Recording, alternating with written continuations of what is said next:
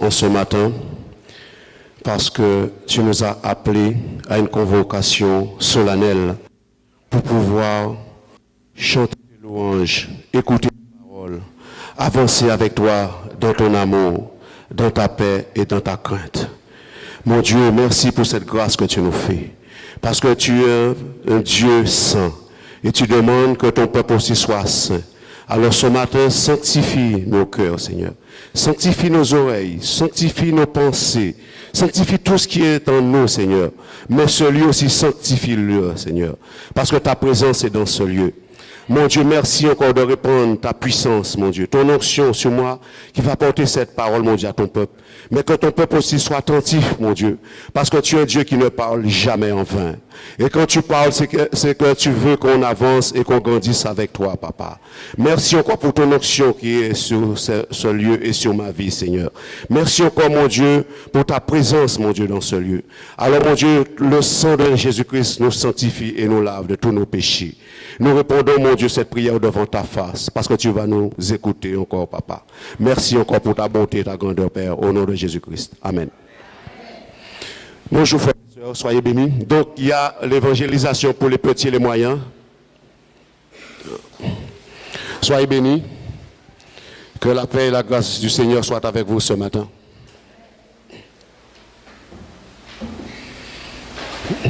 Donc, je vais te demander si tu peux m'amener le tableau.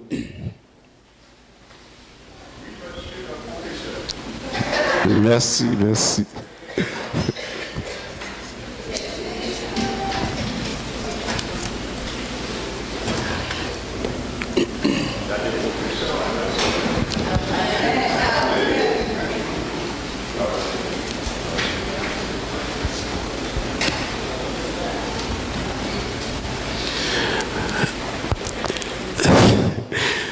Vous savez, il y a parfois des prédications que nous prêchons, parfois nous oublions. Et je suis persuadé, il y en a très peu qui se rappellent de la prédication que j'avais apportée le 22 octobre dernier. Il y en a très peu qui se rappellent. C'était sur les privilèges et les responsabilités, les droits et les devoirs. Vous savez, le code de la route est un ensemble de règles et de principes que chaque automobiliste, chaque conducteur doit respecter pour le bon fonctionnement et pour la sécurité de chacun. Et quand ce code n'est pas respecté, on dit que ce code est bafoué. Et bien souvent, c'est ce que nous voyons sur les routes. Voyez-vous, nous allons voir, vous allez m'aider ce matin, quelles sont les règles et les principes du code de la route. Pouvez-vous m'énumérer quelques principes des codes, des principes et des règles du code de la route ce matin?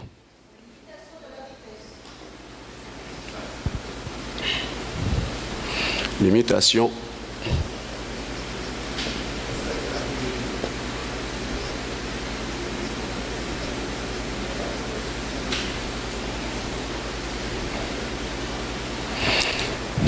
Pardon.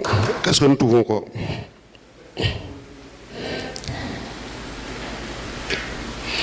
Respecter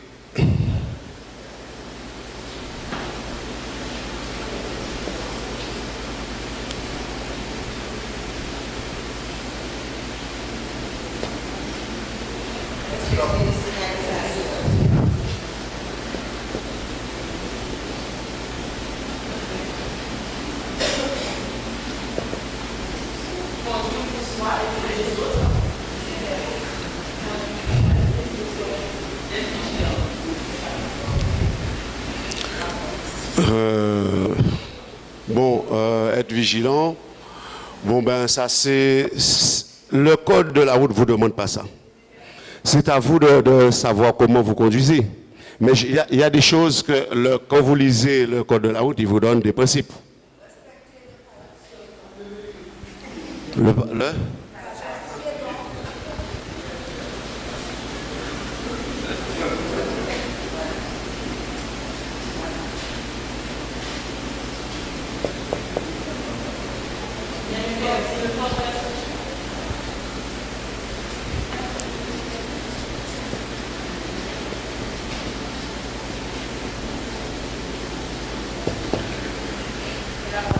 Quoi d'autre?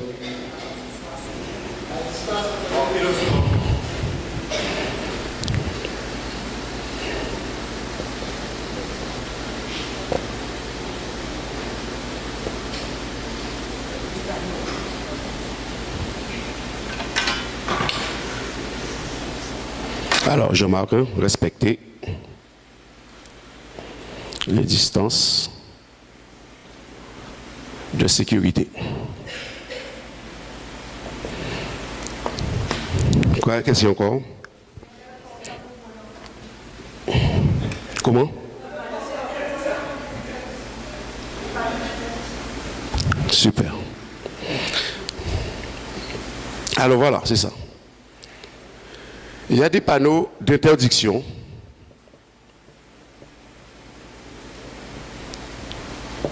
et d'obligation. Ça, c'est très bien. D'obligation.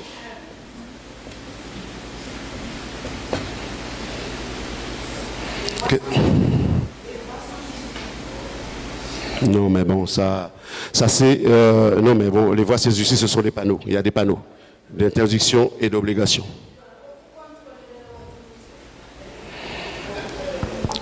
Oui, mais ça, c'est personnel. C'est chacun qui doit régler son... Comment? Oui, mais je parle sur la route. Sur la route. Oui. Oui, mais ce sont un panneau sans issue. Il y en a des panneaux d'interdiction d'obligation. Donc, ça fait partie des panneaux. Parce que... Oui, vas-y, ma soeur.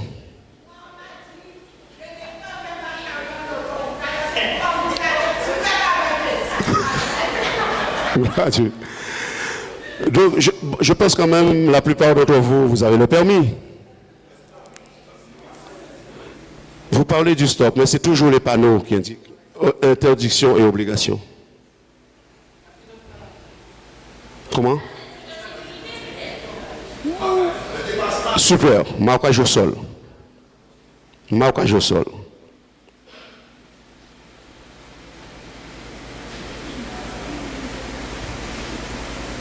Qu'est-ce qu'on peut voir?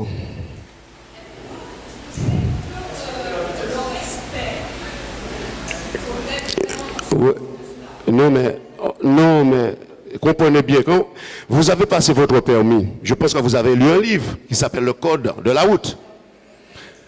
La plupart d'entre vous. Levez la main ceux qui ont le permis. Et vous ne vous rappelez pas?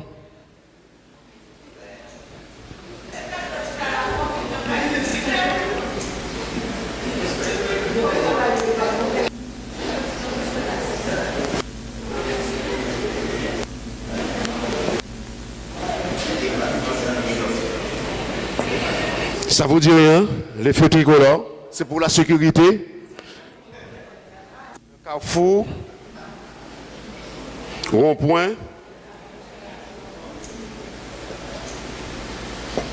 Ça vous dit rien? Tout ça, ça fait partie quand même du code de la route.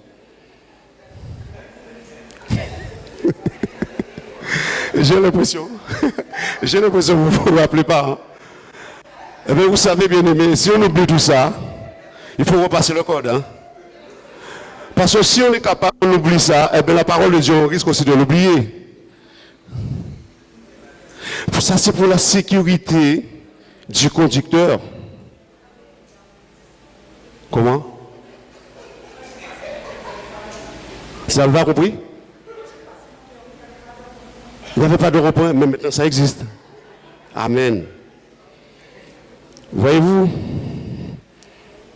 il y en a encore d'autres. Il y en a plein d'autres. Non, mais ça n'a rien à voir. Je parle concernant la sécurité. Quand vous roulez, on met tout ça pour vous. Des marquages au sol, des signalisations, des feux tricolores, des carrefours, des ronds-points, etc., etc. N'est-ce pas? Donc, il y a des règles à respecter sur la route. Et je vous dis bien souvent, les conducteurs ne respectent pas ces règles et ces principes de la route. Et pourquoi? Parce qu'il n'y a pas de gendarmes devant eux. Lorsqu'on ne voit pas les gendarmes, on fait ce qu'on veut. N'est-ce pas? Parce que lorsqu'on voit les gendarmes, on a la peur et la crainte.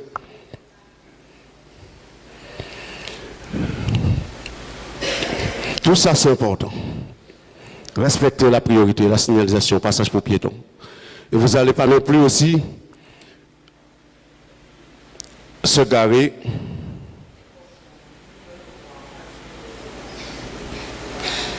en double fil.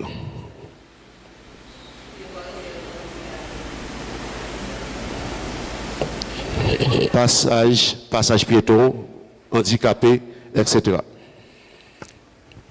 Il y en a d'autres. J'ai fait une liste, bien aimé. Je vais vous le noter.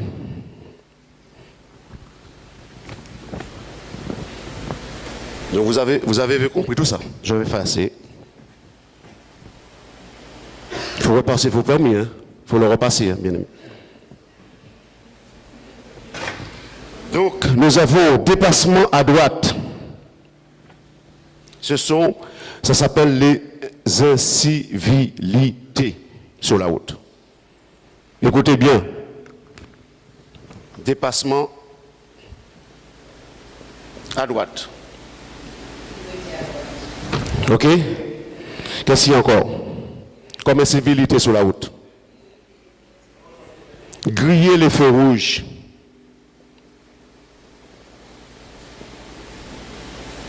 Qu'est-ce qu'il y a encore? Vitesse excessive.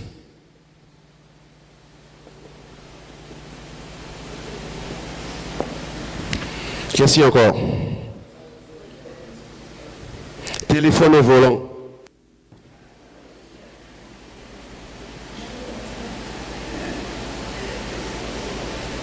Qu'est-ce que vous avez encore? Comment?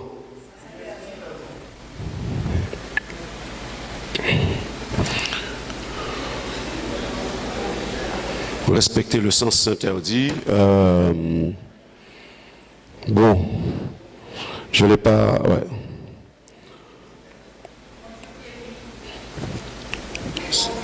On va voir ça tout à l'heure. Comment? Non. Mais ça, c'est votre responsabilité. Ça sont les incivilités sur la route. Là, tu es dans ta voiture, on ne sait pas. C'est écrit? Eh bien, à mon époque, je ne l'ai pas vu écrit. Ah ben, moi, je ne l'ai jamais fait, ne le faites pas. Ah bon, c'est récent? Eh bien, moi, je ne l'ai jamais fait, je ne le ferai pas non plus. Bien aimé. Alors, téléphone au volant, qu'est-ce qu'il y a encore? Comment? Oui, mais moi, ça, j'ai pas vu ça dans le code. Mais bon, c'est bien peut-être. Ouais, ça, c'est peut-être des effets, mais à l'intérieur. Mais regardez encore, écoutez. Suivre, trop près, les véhicules.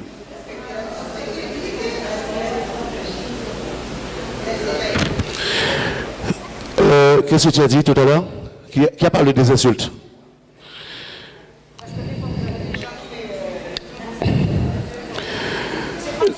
Je l'ai marqué ça, mais tu sais pourquoi je l'ai effacé. J'ai marqué klaxonner.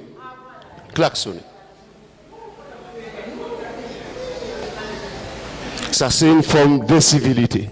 D'accord? Klaxonner sans qu'il y ait danger. D'accord? Là, c'est mettre la musique aussi à fond.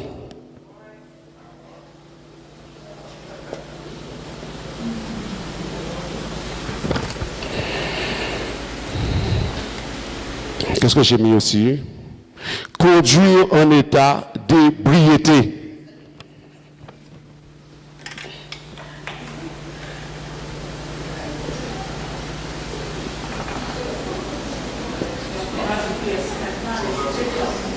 C'est-à-dire Yves.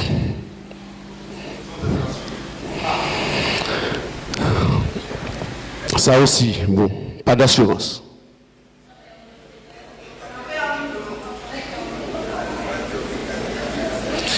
Mais tout ça, ce ne sont pas, ça c'est votre problème avec la justice, la loi.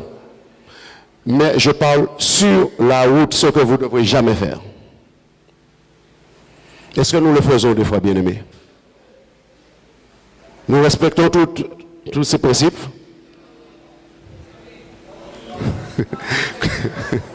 Si vous respectez tous ces principes, amen.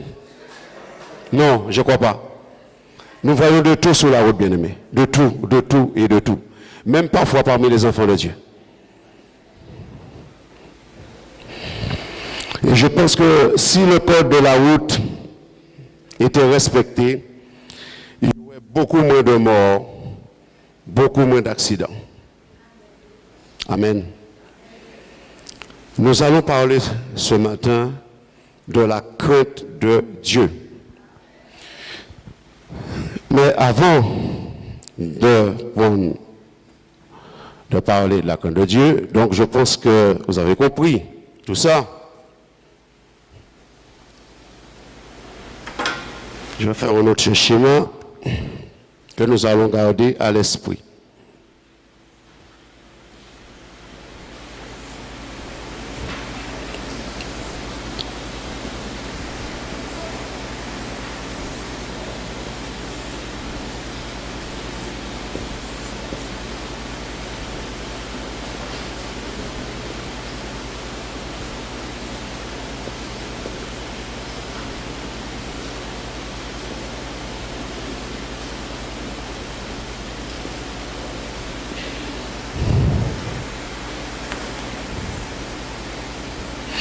Vous savez, il y a des automobilistes qui font ça.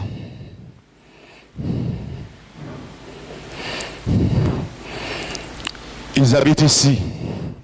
Au lieu de faire tout le tour du rond-point pour rentrer chez eux, ils bravent l'interdit. Un sens interdit, ils le prennent. Ça arrive, n'est-ce pas? Ce matin, excusez-moi, 2 minutes, parce que le sujet est très vaste ce matin. Bien aimé, soyez à l'écoute. Nous allons garder ça à l'esprit.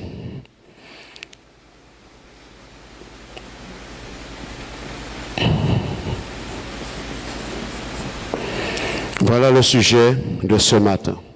La crainte de Dieu. Qu'est-ce que la crainte de Dieu? Qu'est-ce que la crainte de Dieu?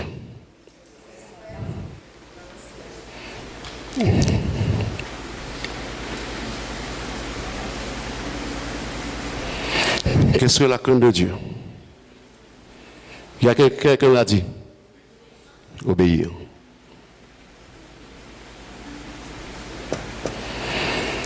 Et quoi d'autre?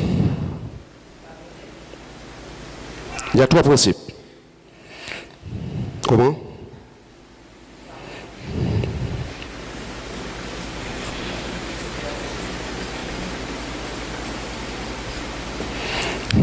Le redouter. Amen. Lorsque quelqu'un a la crainte de Dieu, il faut qu'il ait ces 3 principes. Respect, obéir et redouter. Amen. Nous allons comprendre quelque chose, bien-aimés. Parce que bien souvent, l'enfant de Dieu ne respecte pas son Créateur. Mais vous savez, pour respecter quelqu'un, il faut savoir qui est la personne que nous respectons. Sa puissance, sa grandeur, son intelligence et sa force. Si on ne connaît pas Dieu, on ne peut pas le craindre. Parce que beaucoup de gens n'ont pas la crainte de Dieu. Parce qu'ils pensent que Dieu ne voit pas. Dieu ne punit pas. Mais ce que je fais, ce n'est pas grave. Dieu me comprend. Ce n'est pas important pour Dieu, sa parole. Même si je ne le fais pas, ce n'est pas important. ce n'est pas la crainte de Dieu. Ce matin, je vais enseigner ce que c'est la crainte de Dieu. Parce qu'il y a beaucoup de gens qui se moquent de leur Créateur. Et ça, c'est très grave. Très, très grave. Ce n'est pas seulement le monde qui méprise Dieu, mais parfois, le chrétien méprise aussi son Créateur.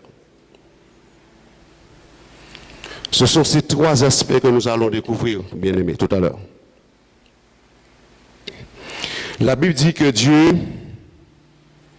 est un être suprême. La Bible dit que Dieu est le créateur du monde. La Bible dit que Dieu est amour. La Bible dit que Dieu est lumière. Mais la Bible aussi appelle Dieu le redoutable et le terrible. Il faut que nous mettons bien dans notre tête qui est Dieu réellement. Dieu n'est pas seulement amour, amour, amour, amour, amour, mais Dieu s'appelle aussi le terrible. Nous allons prendre Deutéronome, bien-aimé, chapitre 10.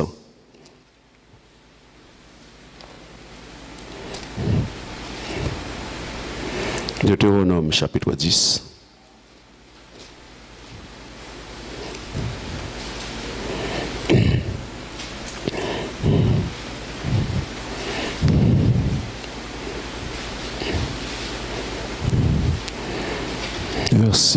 À partir du verset 12 à 17.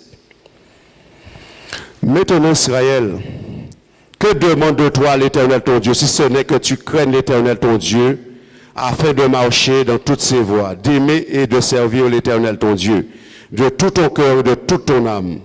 Si ce n'est que tu observes les commandements de l'Éternel et ses lois que je te prescris aujourd'hui afin que tu sois heureux. Voici, à l'Éternel ton Dieu appartiennent les cieux et les cieux, la terre et tout ce qu'elle renferme.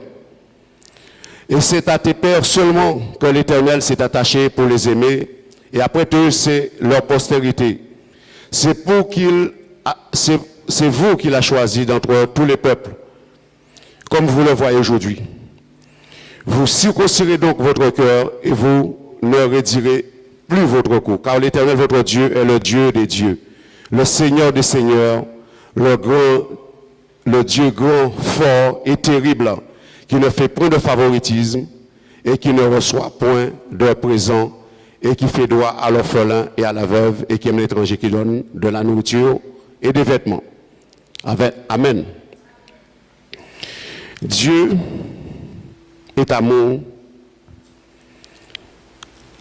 mais Dieu est redoutable et terrible. Lorsque Dieu parle à son peuple, Dieu ne veut pas parler en vain. Dieu veut donner des conseils à son peuple pour que son peuple puisse pratiquer sa parole et ses commandements. Parce que Dieu n'est pas un homme.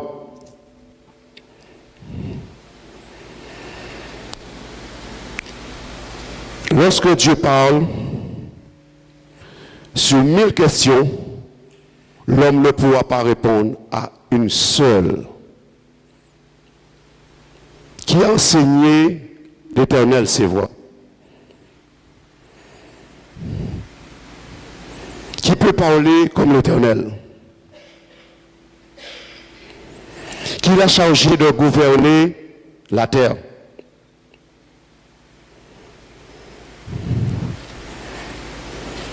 Qui a mis la sagesse dans le cœur de l'homme? Qui a mis l'intelligence dans l'esprit de l'homme?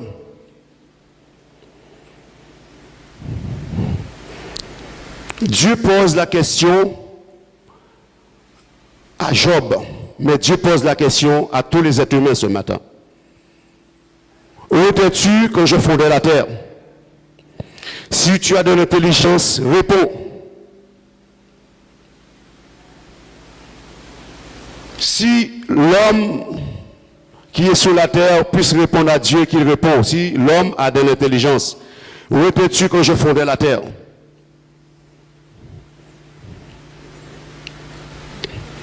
qui a fixé les dimensions de la terre.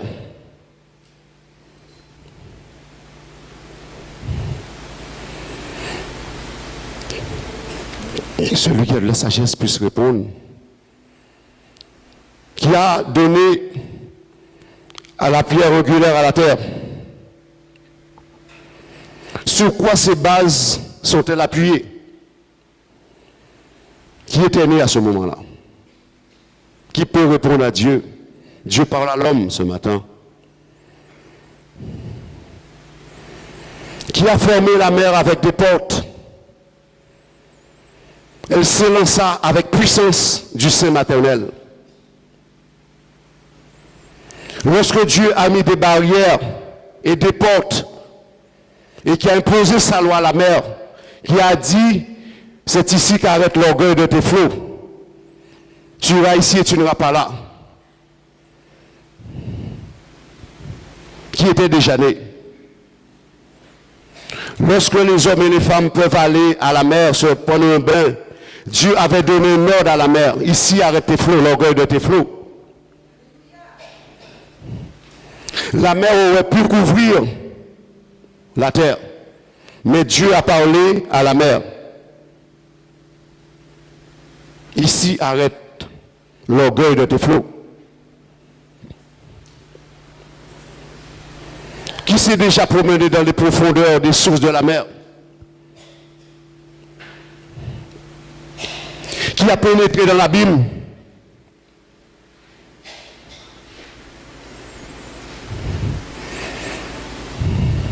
Qui a commandé au matin? Qui connaît les lois du ciel? Qui sait l'amas de grêle et de neige que Dieu a assemblé pour les jours de bataille et de guerre? Les jours terribles. Qui peut enseigner comme l'Éternel?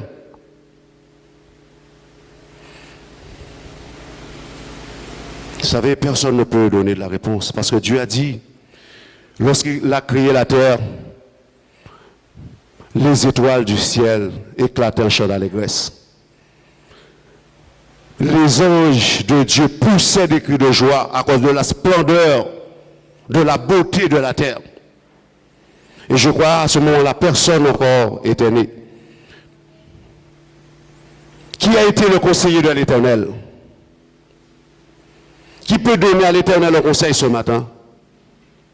Qui peut dire ce qui peut arriver demain? Personne. Parce que Dieu est Dieu. Qui peut commander au matin? Qui peut comme lui étendre les cieux aussi solides qu'un miroir de métal fondu?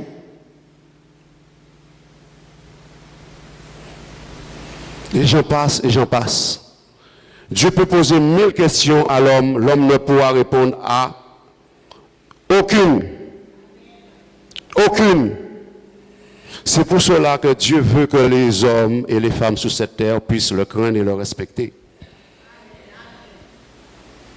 Et bien souvent, c'est ce qui manque parfois dans ce monde. Il n'y a pas de crainte de Dieu. Le monde, le chrétien a besoin de respecter son Créateur. S'il y avait la crainte de Dieu sur cette terre, Dieu sera peut-être déjà de retour. Le Seigneur sera déjà de retour. Il n'y a plus de crainte. Et nous allons voir que ça ira de pire en pire dans le monde, mais parfois aussi parmi les chrétiens.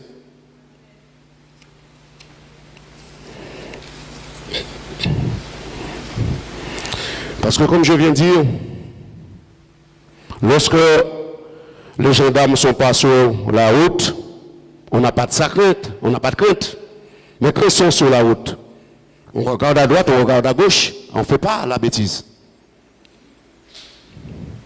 Mais vous savez que Dieu voit tout. Peut-être on dit qu'on ne voit pas Dieu, mais Dieu voit. On a peut-être la peur du gendarme, mais peut-être on n'a pas la peur de Dieu, la crainte de Dieu. Quand on ne voit pas Dieu, c'est à ce moment-là qu'il faut le craindre. Amen. Nous allons continuer, bien-aimés.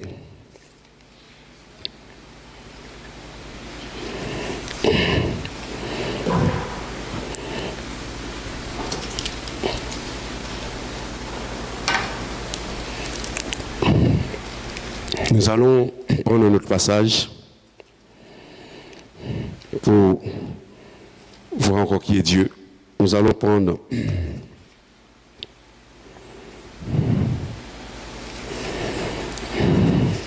Deutéronome, chapitre 34.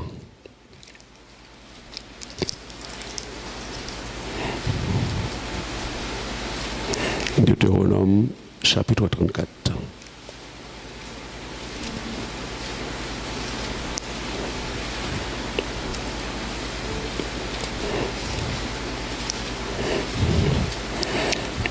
Versets 5 à 7.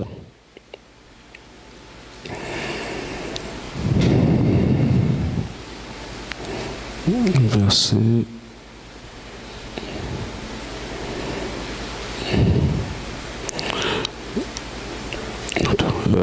non, c'est excusez-moi, je crois c'est non, on va prendre Somme 76, pardon, Somme 76. Parce que je crois Somme 76. Somme chapitre 76, versets 8 à 13.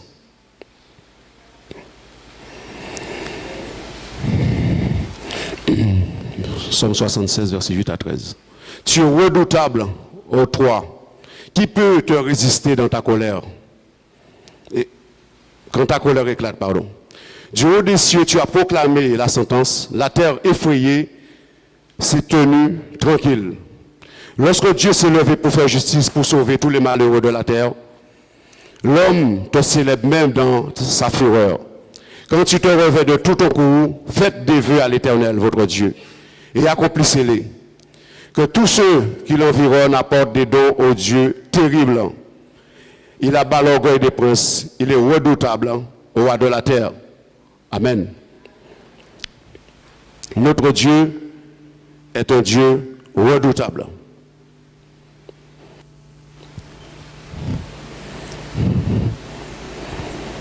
Notre Dieu doit être redouté, bien-aimé. Parce que c'est lui qui nous a créés. Il sait que nous sommes poussière et nous retournerons à la poussière. Et si Dieu est patient avec nous, bien-aimés, c'est parce qu'il ne veut pas notre mort. Il veut que nous vivions avec lui. Amen. Parce que si Dieu voulait détruire la terre, il aurait pu le faire depuis des années. Mais le Dieu Tout-Puissant, il est patient avec les humains.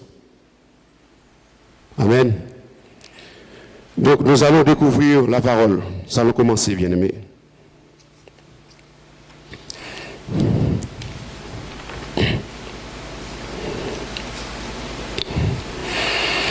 Nous allons voir le premier aspect de la crainte de Dieu.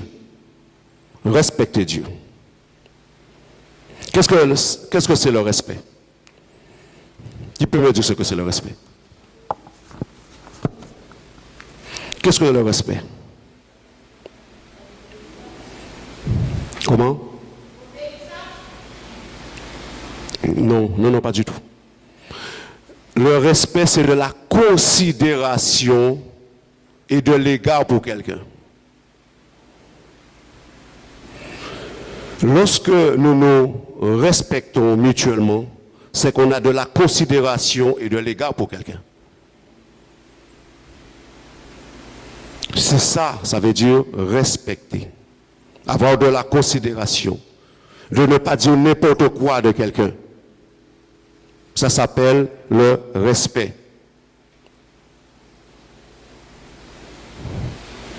Respect envers Dieu et envers sa parole. Nous allons prendre Exode chapitre 18.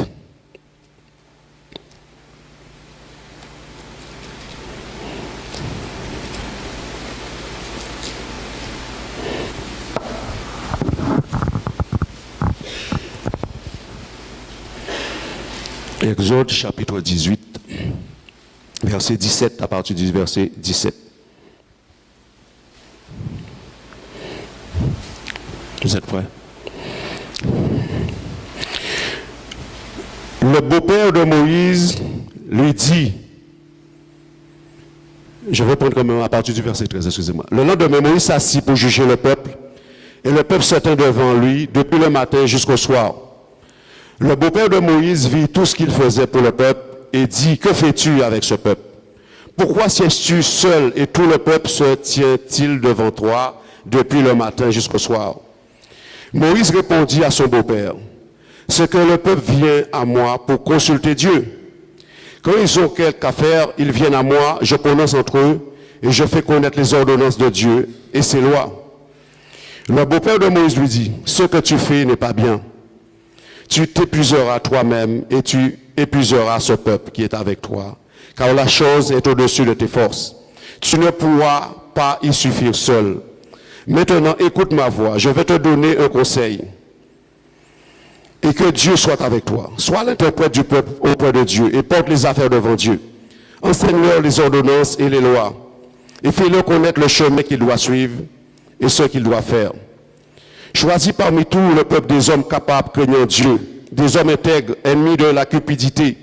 Établis-les sur eux comme chefs de 1000, chefs de 100, chefs de 50 et chefs de 10. Qu'ils jugent le peuple en tout temps, qu'ils portent devant toi toutes les affaires importantes et qu'ils prononcent eux-mêmes sur les petites causes. Allège ta charge et qu'ils la portent avec toi. Si tu fais cela et que Dieu te donne des ordres, tu pourras y suffire et tout ce peuple parviendra heureusement à sa destination. Amen. Vous savez, Dieu, bien-aimé, peut utiliser n'importe qui pour donner un conseil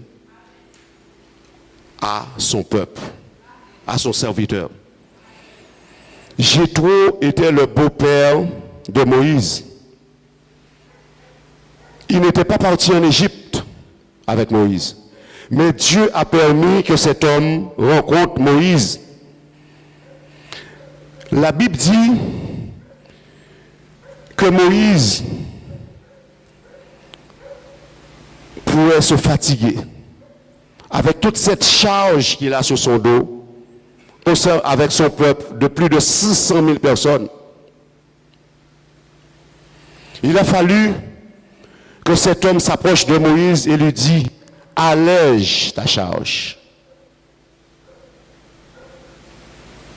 Ce que tu fais là est trop grand pour toi, n'est pas bien.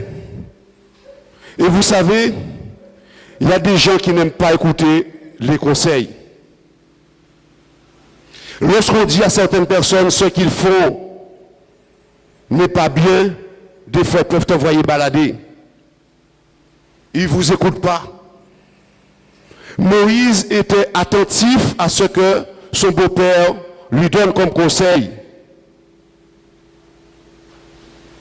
Et ce conseil a fait du bien au peuple de Dieu, à Moïse.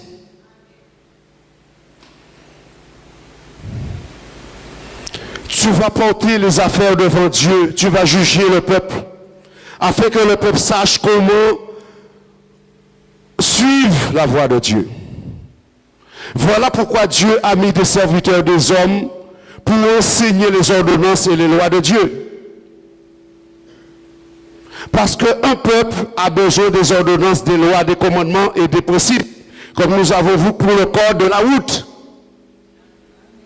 Parce qu'un peuple qui n'a pas de code, qui n'a pas d'ordonnance, qui n'a pas de précepte, c'est un peuple qui est à la dérive. Dieu veut que son peuple arrive à destination. Un peuple qui n'écoute pas les conseils, qui ne fonctionne pas avec les commandements de Dieu, avec ses principes, ses ordonnances, ses commandements, ne peut pas arriver à destination. Pour qu'un peuple puisse arriver à destination, il faut qu'il apprenne l'obéissance. La crainte de Dieu. La Bible dit que Moïse écouta son beau-père. Il devait choisir des hommes capables, des hommes aptes, des hommes compétents pour gérer le peuple. Dieu a besoin que des hommes se lèvent pour conduire son peuple à destination. Mais en même temps, le peuple aussi doit apprendre l'obéissance. Le peuple de Dieu doit connaître ce que c'est la crainte de Dieu, le respect, l'obéissance et aussi de le redouter. C'est ça qui va permettre à un peuple d'arriver à destination.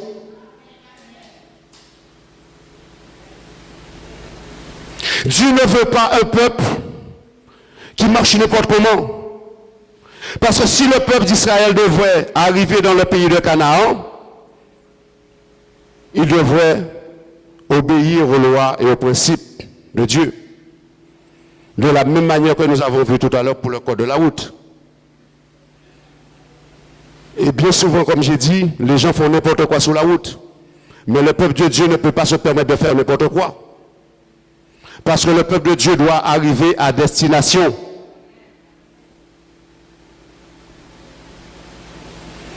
Et je vais vous dire ce matin, Dieu parle. Et Dieu continuera à parler jusqu'à ce que son peuple comprenne. Tous ceux qui ne veulent pas comprendre, Dieu ne pourra rien faire pour eux. Et ils ne pourront jamais arriver à destination. Parce que si Dieu établit des hommes pour conduire le peuple dans la voie du Seigneur, si le peuple ne veut pas obéir, ce ne sera pas la faute de ces hommes aptes, compétents. Ce sera la faute à qui? Ce sera la faute au peuple. Aujourd'hui, peut-être dimanche prochain, et encore les autres dimanches, Dieu va toujours parler. Dieu parlera, pas seulement ici, mais Dieu parlera dans toutes les églises. C'est soit on accepte la parole de Dieu ou on ne l'accepte pas. La crainte de Dieu, c'est marcher dans ses voies.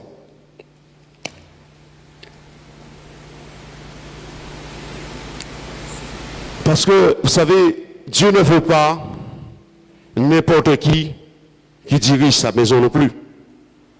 Des hommes craignant Dieu. Des hommes et des femmes qui craignent Dieu. Des hommes qui ne marchent pas selon la cupidité. Des hommes compétents. Des hommes de lumière. C'est ce que Dieu attend. Mais il faut que le peuple aussi suive ses lois et ses commandements. Voilà ce que Moïse devrait faire lorsque Jéthro, son beau-père, est venu lui dire « Allège ta charge. Si tu fais cela, et que Dieu te donne des ordres, tu pourras y suffire, et tout ce peuple parviendra heureusement à sa destination. » Bien-aimés, Dieu veut que nous entrons tous dans le ciel. Tous. Dieu ne veut pas qu'il y ait un seul qui soit perdu. Mais malheureusement, dans toutes les églises du Seigneur, il y en aura beaucoup qui ne vont pas écouter ce que Dieu leur dit. Ils vont désobéir, ils vont désobéir. Et nous sommes dans un temps, la désobéissance ira en recrudescence. De plus en plus, de plus en plus, de plus en plus. L'amour du plus grand nombre va se refroidir. Malgré on entend la parole du Seigneur, malgré on entend les avertissements, mais l'amour du plus grand nombre va se refroidir jour après jour. Parce qu'on n'est pas décidé à craindre Dieu, son Créateur.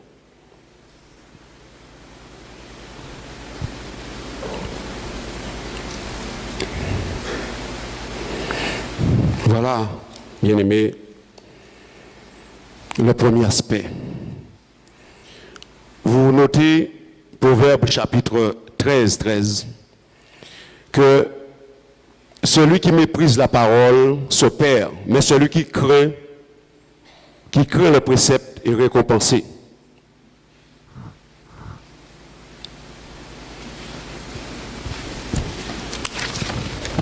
Vous allez aussi noter Proverbe chapitre 10, le commencement de la sagesse, c'est la crainte de l'Éternel. La crainte de l'Éternel au Proverbe chapitre 13, vous le dites aussi, c'est la haine du mal.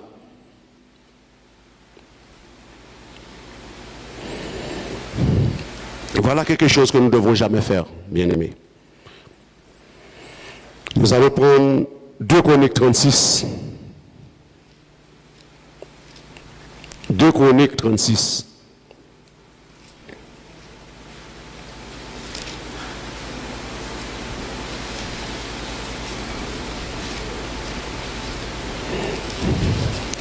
Chroniques chapitre 36,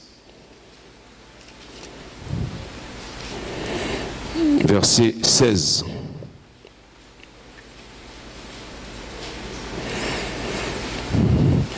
Mais ils se moquèrent des envoyés de Dieu, ils méprisèrent ses paroles et ils se raillèrent de ses prophètes jusqu'à ce que la colère de l'Éternel contre son peuple devienne sans remède.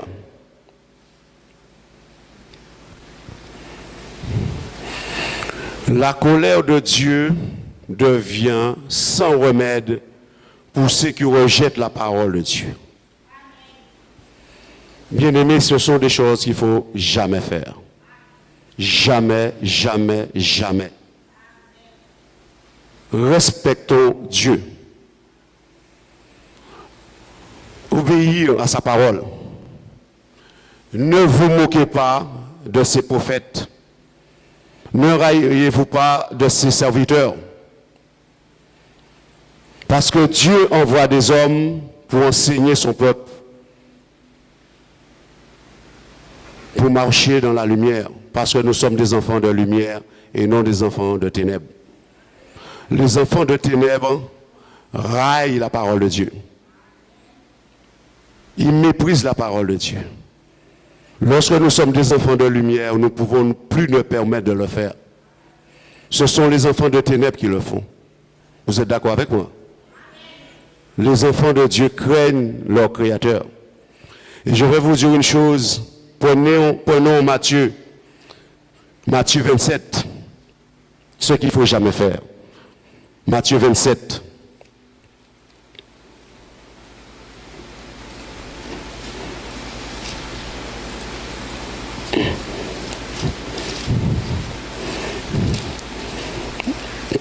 Matthieu chapitre 27, à partir du verset 27.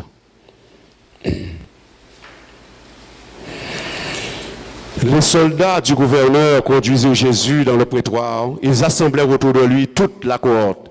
Ils lui ôtèrent ses vêtements et le couvrirent de manteaux écarlates. Ils tressèrent une couronne d'épines qu'ils posèrent sur sa tête et lui mirent un roseau dans la main droite. Puis s'agenouillant devant lui, ils le raillaient en disant « Salut, roi des Juifs !» Et ils crachaient contre lui, prenaient le roseau et frappaient sur sa tête. Après s'être ainsi moqués de lui, ils lui ôtèrent le manteau et lui remirent ses vêtements et l'emmenèrent pour le crucifier. Restons toujours dans Matthieu, à partir du verset 39. Les passants l'injuriaient et secouaient la tête en disant « Toi qui détruis le temple et qui le rebâtit en 3 jours, sauve-toi toi-même. Si tu es le Fils de Dieu, descends de la croix. » Les principaux sacrificateurs avec les scribes et les anciens se moquaient aussi de lui. Ils disaient, il a sauvé les autres et il ne peut se sauver lui-même. S'il est roi d'Israël qui descend de la croix, et nous croirons en lui. Il s'est confié en Dieu, que Dieu le délivre maintenant. S'il aime, car il a dit, je suis fils de Dieu, les brigands crucifiés avec lui l'insultait de la même manière. Amen. Bien-aimés, voyez comment les hommes se moquent de leur Créateur. Dieu qui a créé l'homme et l'a mis sur cette terre, regardez comment l'homme se moque de son Créateur. Et je vous ai dit tout à l'heure, si Dieu n'était pas patient avec les êtres humains, il aurait déjà détruit cette terre, cette planète.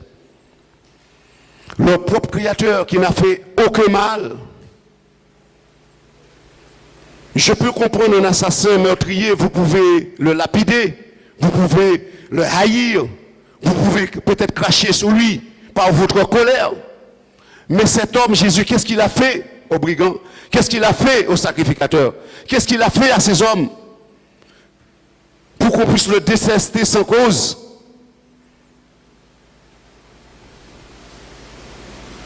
Parce que ces hommes-là n'avaient pas la crainte de Dieu. L'homme a besoin de connaître qui est son Créateur pour le respecter. Jésus était considéré comme un brigand alors qu'il n'a rien fait de mal.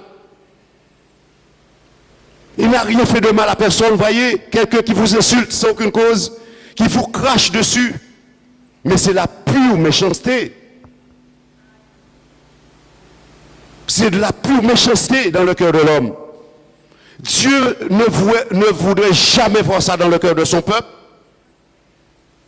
Même s'insulter entre frères et sœurs, même se moquer des frères et sœurs, même se haïr les uns les autres. Parce que si on le fait entre nous, on le fait à Jésus-Christ. On le fait à Dieu. Et c'est pour cela que nous devons avoir la crainte de Dieu. Si nous n'avons peut-être pas la crainte du gendarme, mais nous devons avoir la crainte de notre Créateur. Et vous savez, ça nous arrive parfois, que vous ne faites rien à personne et que les gens se moquent de vous. Ils vous méprisent, ils vous injurient, ils vous font du mal, sans aucune cause. Voilà ce qu'on a fait à Jésus. La bonté de Dieu. La bonté de Dieu. La bonté de Dieu. Jésus aurait pu commander le feu détruire ces hommes à un instant. En un instant, il ne l'a pas fait. Parce qu'il était venu pour une mission. Porter nos péchés. Porter tout ce que notre méchanceté. Mais aujourd'hui, nous sommes lumière, nous ne pouvons plus le faire devant Dieu. Nous devons demander à Dieu de retirer toute mauvaise chose en nous. Parce que nous avons aussi fait la même chose à Jésus-Christ. Lorsque nous étions dans le monde, lorsque nous étions ténèbres. Mais la Bible dit que nous sommes lumière. Une lumière, ça brille. Parce que la lumière qui est en nous, comme dit Jésus, si cette lumière est ténèbre, combien seront grandes ces ténèbres? C'est-à-dire que si nous ne pouvons pas éclairer les autres avec cette lumière que Dieu nous donne, ce seront des ténèbres qui seront en nous. Et ces ténèbres seront très grandes. Et nous allons nous retrouver comme ces hommes qui ont frappé, qui ont craché, qui se sont moqués, qui ont méprisé Jésus.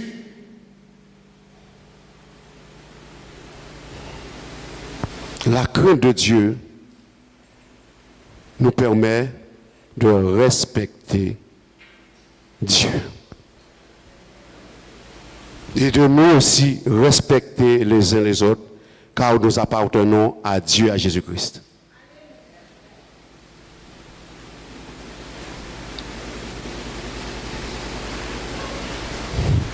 C'est des choses qu'il ne faut jamais faire, se moquer de la parole de Dieu. Nous avons aussi un autre cas. Il s'agit de Caïn.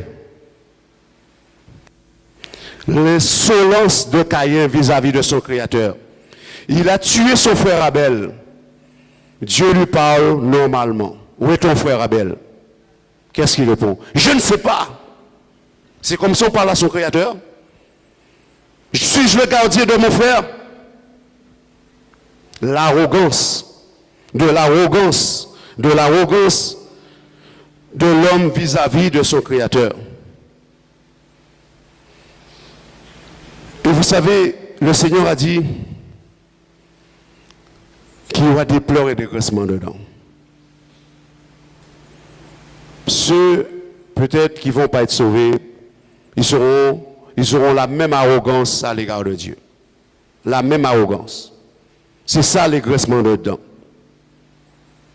Parce que lorsque Dieu a rejeté l'offrande de Caïn, il était très irrité.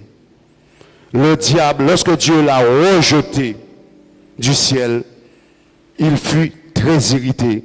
Il se moqua de Dieu. Il méprisa Dieu. Jusqu'à où Dieu il le fait. Mais nous ne sommes pas du diable pour imiter le diable.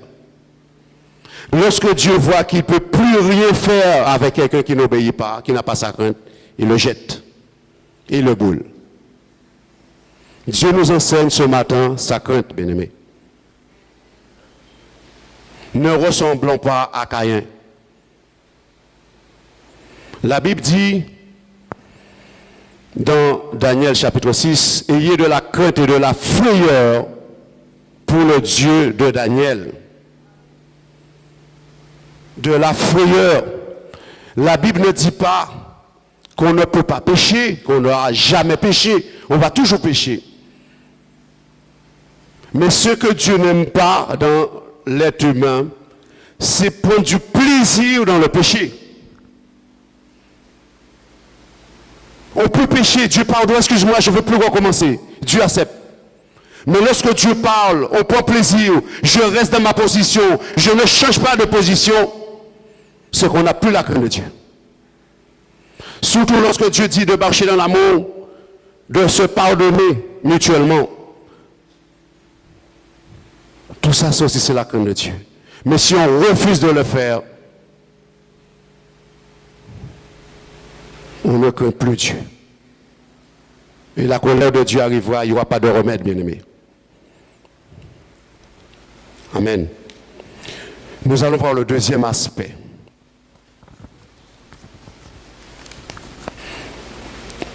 Le redouter. Exode chapitre 19.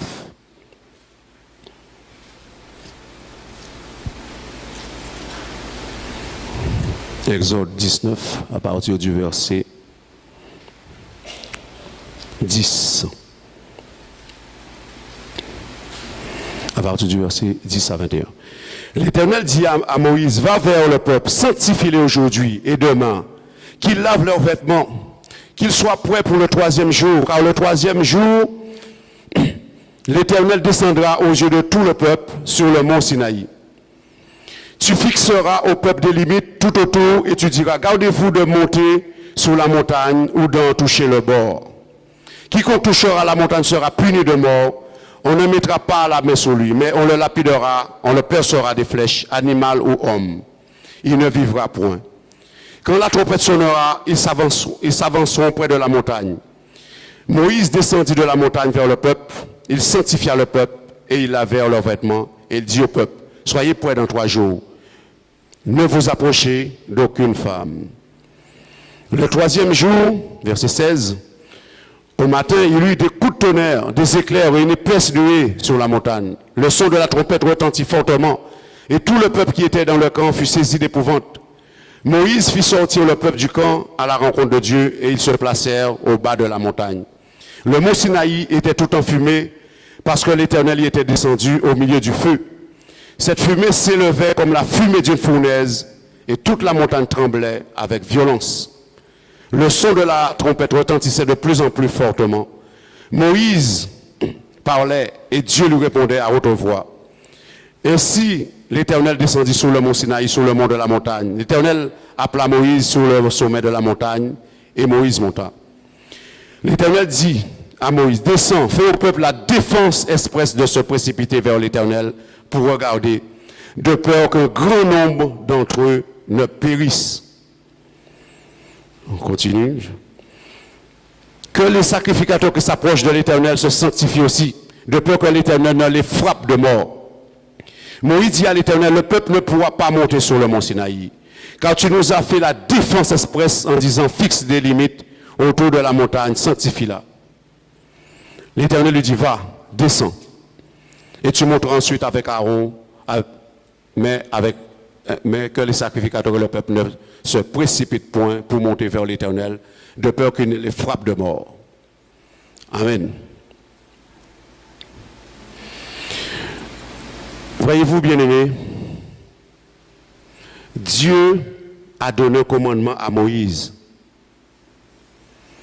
Défense expresse de s'approcher de la montagne, mais de se sanctifier, afin que le peuple ne périsse. Voyez-vous, si jamais Moïse et le peuple l'avaient fait, Dieu les aurait détruits à l'instant même. La Bible dit que Dieu est un feu dévorant. Mais Moïse a compris cela. Le peuple aussi a compris qu'il fallait redouter ce Dieu-là. La défense expresse, c'est un mot qui est beaucoup plus fort que interdit. Défense, c'est la mort assurée. Vous savez, il y a des cabines, des endroits électriques, c'est marqué défense de pénétrer. C'est un mot qui est très fort. C'est plus fort que le mot interdit. Et Dieu a donné cet ordre, défense expresse. Obéis, ou bien tu meurs. Nous prenons Exode chapitre 20, nous sommes déjà presque à côté, versets 20, 18 à 21. Tout le peuple entendit les coups de tonnerre et le son de la trompette. Il voyait les flammes de la montagne fumante. À ce spectacle, le peuple tremblait et se tenait dans l'éloignement. Il dit à Moïse, parle-nous toi-même et nous écouterons, mais que Dieu ne nous parle point, de peur que nous ne mourions. Moïse dit au peuple, ne vous effrayez pas, car c'est pour vous mettre à l'épreuve que Dieu est venu. Et c'est pour que vous ayez sa crainte devant les yeux, afin que vous ne péchiez point. Le peuple restait dans l'éloignement, mais Moïse s'approcha de la nuée où était Dieu. Amen. Dieu a voulu montrer à l'homme qui il est. Pour avoir la crainte de l'Éternel, Dieu est descendu pour ébranler la montagne. Le peuple ne pouvait plus entendre la voix de Dieu, tellement que ça bougeait la montagne. Et la voix de Dieu était intense.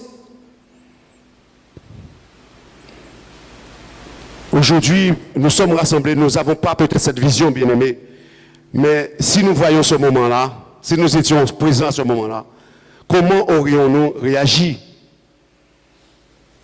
Voyez-vous, toutes ces choses ont été écrites pour nous servir d'exemple. Parce que nous n'avons jamais entendu la voix de Dieu. Nous n'avons jamais été sur le mont Sinaï. Nous n'avons jamais vu Dieu parler. Nous n'avons jamais vu un tel spectacle. Mais considérons que lorsque Dieu parle, nous le voyons, nous l'entendons. C'est un spectacle inouï. Dieu était descendu, sorti du ciel pour venir sur la terre afin de montrer à l'homme qui il est. Pourquoi il faut le redouter. Et vous croyez quand même ça a servi de leçon au peuple d'Israël? Ça n'a pas servi de leçon. Et je crois que si Dieu fait la même chose aujourd'hui, le monde n'aura pas la crainte de Dieu. Je vous en assure. Dieu est Dieu. Il ne voulait plus entendre la voix de Dieu parce que la montagne tremblait. Et même si un animal s'approchait, il pouvait être aussi frappé de mort. Dieu est un feu dévorant. Dieu n'a pas montré toute sa puissance sous le mont Sinaï. C'est une partie de Dieu. C'est une partie de Dieu. Et je vais vous dire une chose, bien-aimés, ça n'a pas empêché le peuple d'Israël de fabriquer un veau d'or plus tard. Ça ne les a pas empêchés quand même, malgré ils ont vu la puissance de Dieu sur la montagne. Quelques mois peut-être plus tard, ils ont fabriqué un veau d'or. Voici notre Dieu. Moïse n'est pas là. Adorons le veau d'or. Voilà votre Dieu. S'ils avaient la crainte de Dieu, ils n'auraient jamais fait ça. Ça prouve le cœur de l'homme. La Bible dit que le cœur de l'homme est tortueux par-dessus tout. Il est méchant qu'il peut le connaître. Malgré Dieu est descendu pour montrer sa puissance, ça n'a pas empêché le peuple d'Israël de commettre un grand péché devant l'Éternel. De fabriquer un veau d'or. Et Aaron a laissé le peuple se corrompre.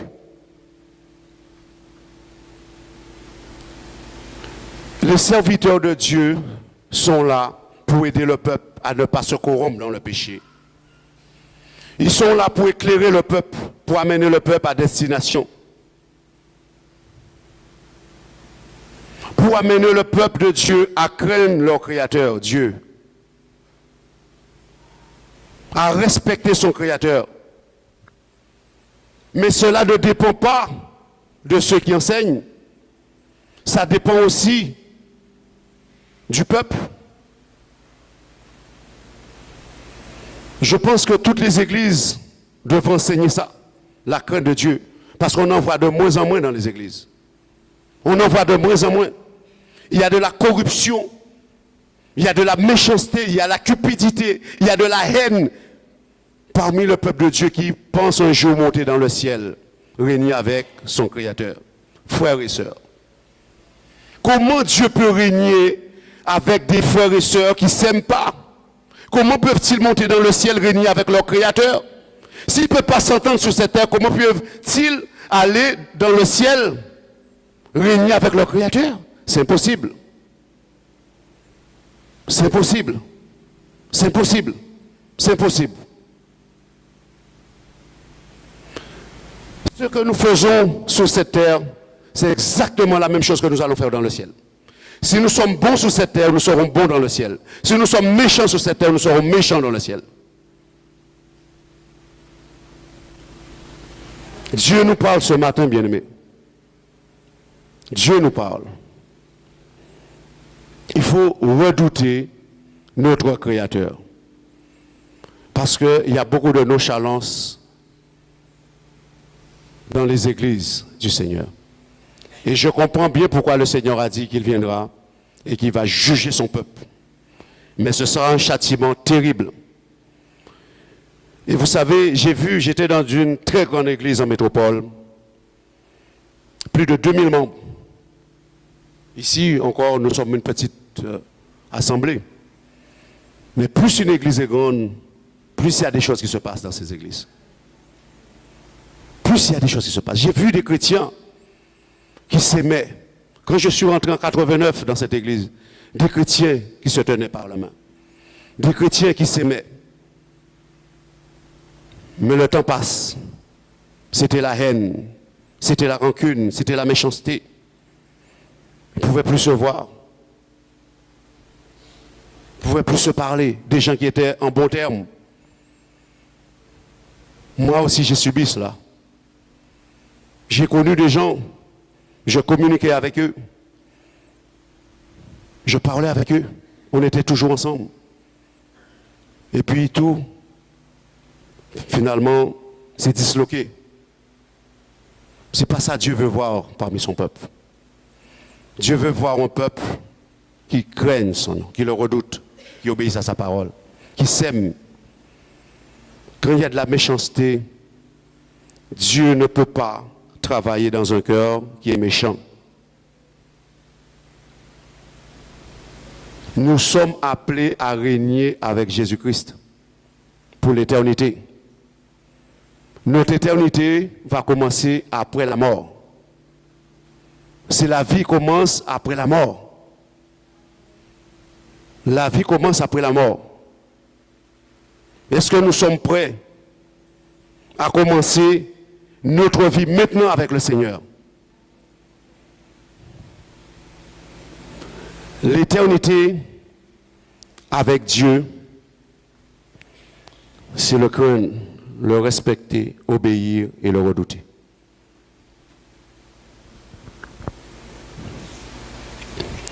Nous allons voir le troisième aspect. Avant de terminer,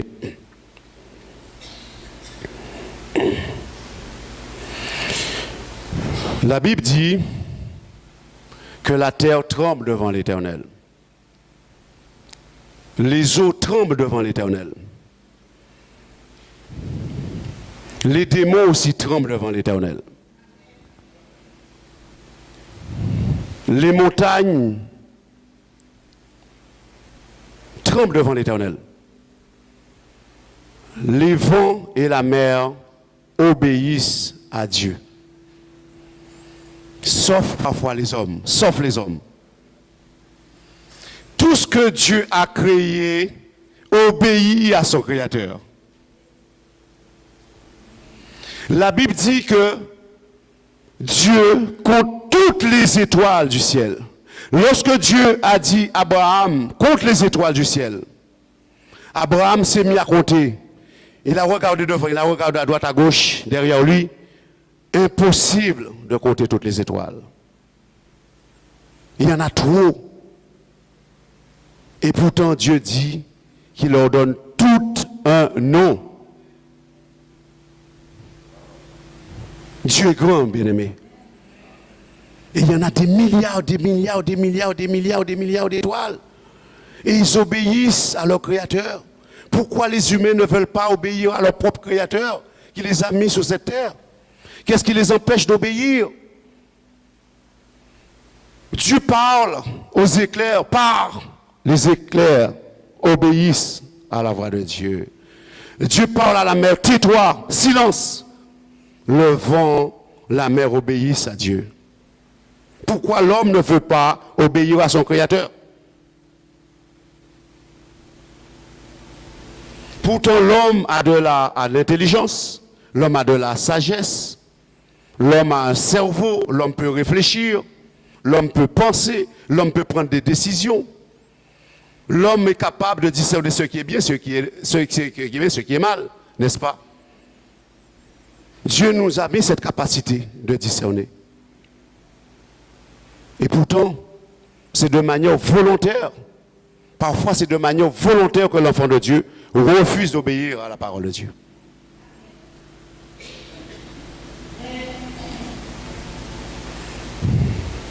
Donc, 2 Corinthiens 10, 5.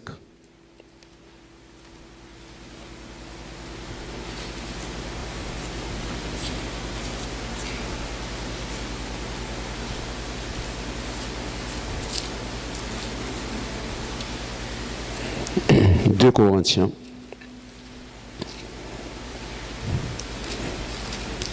À partir du chapitre 10 et verset 5. 2 Corinthiens 10, 5. Nous renversons les raisonnements et toute hauteur qui s'élève contre la connaissance de Dieu et nous amenons toute pensée captive à l'obéissance de Christ. Voilà ce que Dieu veut qu'on fasse. Toutes nos pensées captives à l'obéissance de sa parole. Aucun chrétien, aucun enfant de Dieu ne peut plaire à Dieu s'il n'obéit pas à sa parole. Aucun. Personne. Même si quelqu'un peut venir à l'église tous les jours, tous les dimanches, tous les vendredis, mais s'il n'obéit pas à la parole de Dieu, il perd son temps. Il perd son temps. Voyez-vous, bien-aimés, Dieu n'a pas écrit ce manuel d'instruction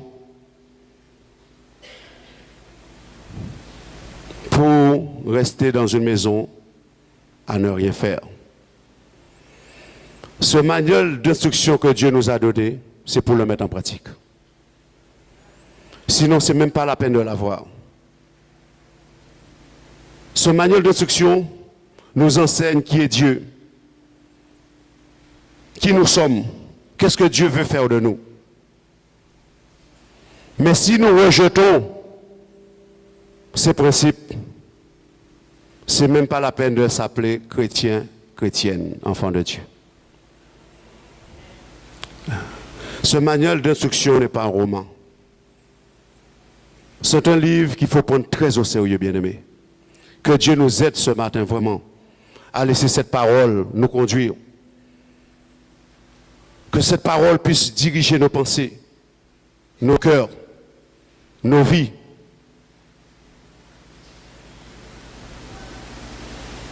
Parce que Dieu aurait pu détruire la terre, détruire le monde qui est dessus, mais il n'a pas voulu.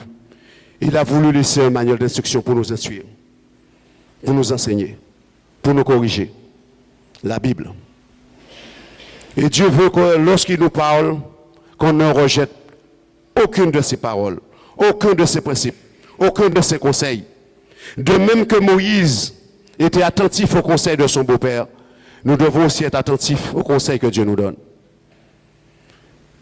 Bien-aimés, je vous ai fait découvrir qui est Dieu. En partie. Ce Dieu redoutable, ce Dieu terrible, ce Dieu fort, ce Dieu puissant. Nous devons le craindre, le respecter.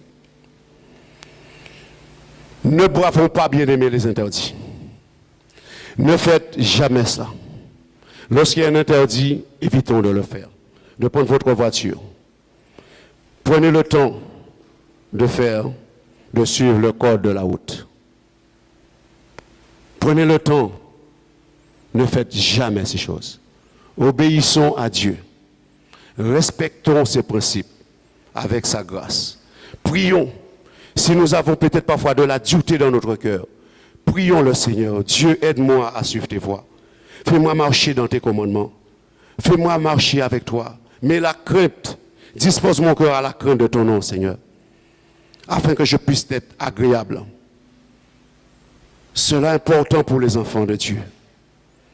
Dieu nous aime tous.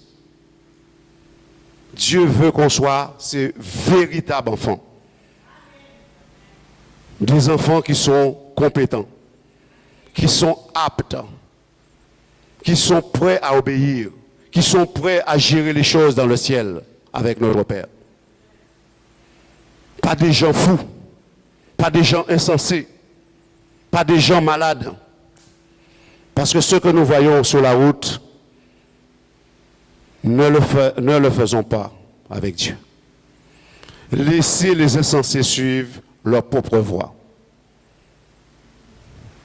Soyons des hommes et des femmes sages lorsque Dieu nous parle. Il ne faut pas réduire le coup. Dieu n'a pas bon quoi parler. Dieu nous parle toujours. Et Dieu ne cessera de parler. Parce que si les créatures de Dieu lui obéissent, nous qui sommes des êtres humains, vivants, nous sommes plus instruits que ces créatures dans le ciel. Et nous avons de grandes capacités pour obéir à notre Créateur. Nous pouvons faire des choses extraordinaires avec notre Créateur. Dieu veut faire des choses extraordinaires avec son peuple. Mais parfois le peuple de Dieu ne veut pas obéir. Il ne veut pas craindre son Créateur. Ce sont des principes qu'il faut toujours garder dans l'esprit. Revenons, bien-aimés, constamment sur ce qui vous est enseigné.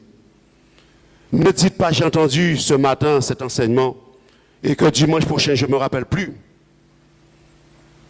Parce que cette parole que Dieu nous enseigne nous conduira à notre destination. Ce sont les principes, les commandements de Dieu qui vont nous conduire à notre destination. Notre destination, c'est où? C'est là-haut, le ciel. Mettons-nous à l'esprit, toujours à l'esprit de Dieu, de la crainte, respect, obéissance et redouter notre Créateur. Les enfants aussi doivent apprendre à craindre leurs parents et à les respecter. Mais Dieu aussi demande aux parents aussi de respecter leurs enfants. Ne prenons jamais l'autoroute à contresens. Si nous prenons l'autoroute à contresens, redressons-nous rapidement. Redressons notre esprit. Dieu, je fais fausse route, aide-moi à retrouver le bon chemin, le droit chemin. Voilà ce que Dieu attend de son peuple. Dieu sait que nous sommes des pécheurs, mais il ne veut pas qu'on s'entête dans nos péchés. Lorsque nous prenons, on devrait aller tout droit, et que nous prenons la route à contresens, à un certain moment, notre conscience nous dit ce que nous faisons n'est pas bien. Et on doit reprendre l'autoroute dans le bon sens. Il y a un sens interdit, même si c'est plus près de notre maison, on respecte ce code de la route. La crainte de Dieu, respect, obéissance. Bien-aimés, j'espère que Dieu vous a parlé ce matin et que nous puissions ressusciter en nous l'obéissance de la parole de Dieu. Dieu ne pourra rien faire pour nous si nous désobéissons à ses principes. Ce sera un rejet définitif. Nous sommes là pour obéir à un grand maître, un créateur qui est redoutable, qui est puissant, qui a de grandes bénédictions pour son peuple. De grandes bénédictions dans le ciel. Et même si nous ne comprenons pas, nous ne voyons pas ces bénédictions, mais nous allons nous réjouir pour toute l'éternité avec notre Créateur. Ne nous détournons pas de notre Créateur. Ne nous détournons pas de ses principes. Gardons-nous de refuser celui qui parle du haut des cieux. Car sur ceux qui n'ont pas échappé à la sentence de l'Éternel, combien échapperons-nous? Nous ne pouvons pas non plus y échapper. Bien-aimés, levez-vous, levez-vous, nous allons prier. Que la grâce et la paix du Seigneur soient avec vous. Amen. Oh Dieu Tout-Puissant, notre Créateur, le Dieu grand et redoutable, le Dieu qui nous enseigne sa parole. Combien, Seigneur, il est important, Seigneur, de marcher dans tes voies. Combien il est important, Seigneur, pour nous d'obéir à ta parole, à tes commandements, à tes principes. Combien il est important pour nous, Seigneur, de ne pas rejeter aucune de tes paroles. Et aussi de te redouter, de craindre ton nom, de marcher avec tremblement devant ta face. Seigneur, tu as mis les paroles dans ma bouche afin que ton peuple puisse craindre ton nom. Papa, étends aussi ta main dans toutes les églises afin que cette parole aussi soit prêchée à tous tes enfants pour qu'ils apprennent la crainte de l'Éternel, qui est la haine du mal. Parce que nous avons besoin de cette sagesse et cette intelligence. Nous avons besoin de comprendre, Seigneur, comment nous devons marcher avec toi. Parce que tu es un Dieu d'amour, tu es un Dieu de paix, tu es un Dieu de lumière, tu es un Dieu de justice, tu es un Dieu de miséricorde. Et nous devons aussi te ressembler dans tout ton caractère, Seigneur. Aide-nous ce matin. Si les cœurs ont été touchés, ont été brisés, fortifie chacun de tes enfants ce matin, afin qu'ils se reprennent et commencent le travail qui est important dans leur cœur, la crainte de l'Éternel. Dépose cela dans chacun d'entre nous, Seigneur, afin que nous puissions arriver à destination, le ciel. Ton peuple Israël n'a pu franchir, mon Dieu, sa destination, parce que plusieurs sont morts. Ils sont restés 40 ans dans le désert, parce qu'ils n'ont pas voulu t'obéir. Ils ont désobéi à tes principes. Mais Seigneur, ce matin, et pas seulement ce matin, mais chaque fois que tu nous enseignes, aide-nous, Seigneur, à obéir à ta parole afin de ne pas être rejetés devant ta face. Parce que, Seigneur, nous devons accomplir la mission que tu nous as donnée, le chemin que nous devons suivre, obéir à ta parole, suivre tes lois, tes commandements, tes ordonnances et tes préceptes. Ce matin, Papa, nous te prions de tout notre cœur afin de nous fortifier, que chaque jour que tu nous prêtes ton souffle de vie, que nous puissions faire un pas supplémentaire avec toi. Si tu nous prêtes vie l'année prochaine, que nous soyons encore meilleurs que cette année. Que nous soyons encore en pleine progression avec toi. Que nous ne puissions plus regarder en arrière, mais que tu nous aides à regarder en avant et prospérer avec toi. Ce matin, Papa, répands ta grâce et ta miséricorde sur chacun de tes enfants. Et que ta miséricorde et ta beauté nous accompagnent par ton Saint-Esprit. Et merci encore pour Jésus, pour son amour, pour sa douceur, pour son obéissance pour chacun d'entre nous. Il ne s'est pas révolté contre toi. Il a été crucifié, il a obéi jusqu'à la mort. Et c'est pour nous qu'il l'a fait. Nous te sommes vraiment reconnaissants, Papa, pour lui. Et Jésus, nous te sommes reconnaissants infiniment. Après tout ce que tu as subi pour les hommes, que nous ne puissions pas suivre ces mêmes exemples, mais que nous puissions nous soumettre à toi jusqu'à ton retour, Père, au nom de Jésus-Christ. Amen.